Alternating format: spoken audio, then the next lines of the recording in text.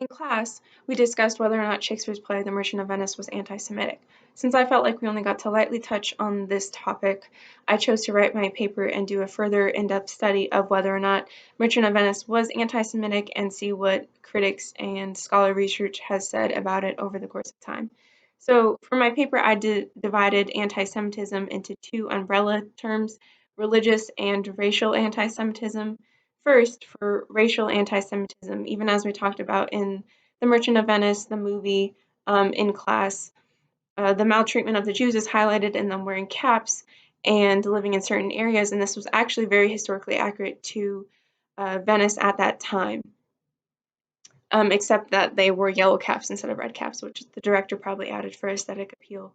So religious anti-Semitism is more defined by a discrimination against Jews because of theology, whereas racial anti-Semitism is more a feeling that you believe you are superior to another human being. One of my favorite sources that I looked at for racial anti-Semitism was a YouTube video that professors had put out about the history of anti-Semitism.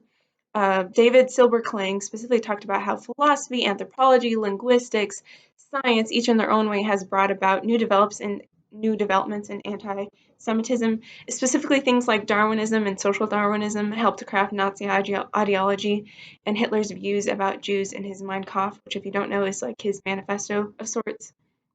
This resource was especially hard to read because the terminology used to describe Jews as parasites, and he said that anything not of sound racial stock is like chaff. So anti-Semitism, again, is more prominent and modern, especially to us who are so deeply stained by the Holocaust. And it's the idea that Jews are inferior as human beings versus because of their theology, which is religious anti-Semitism. So now that we've defined those terms, we get to move on to the exciting stuff, talking about anti-Semitism and Merchant of Venice.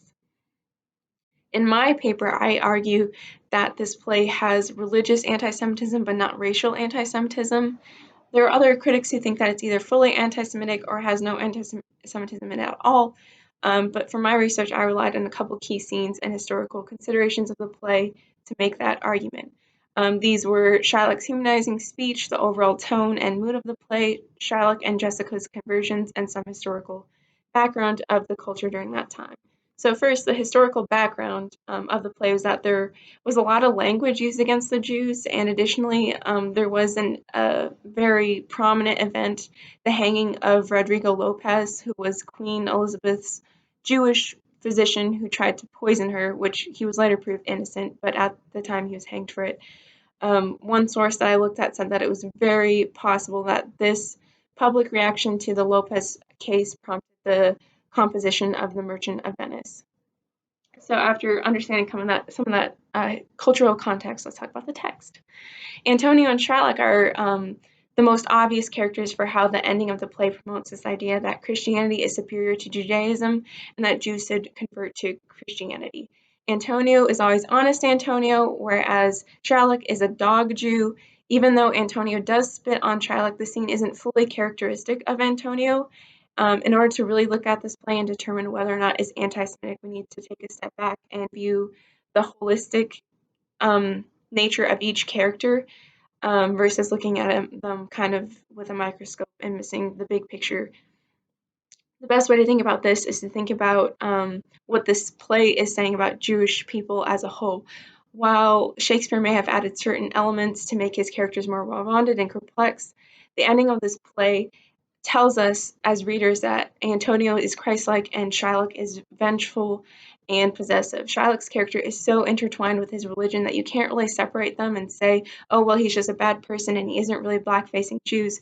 To that, I'd point out the religious language that Shylock uses in talking about Father Abraham and Moses' staff, and also Jessica's conversion at the end of the play. Jessica is a kind Jew, but she also does convert at the end of the play, so the play is promoting this idea that all Jews need to convert to Christianity and conform to that religion.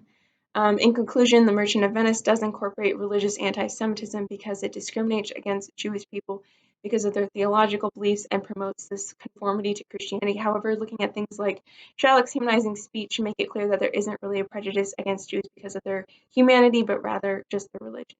Thank you.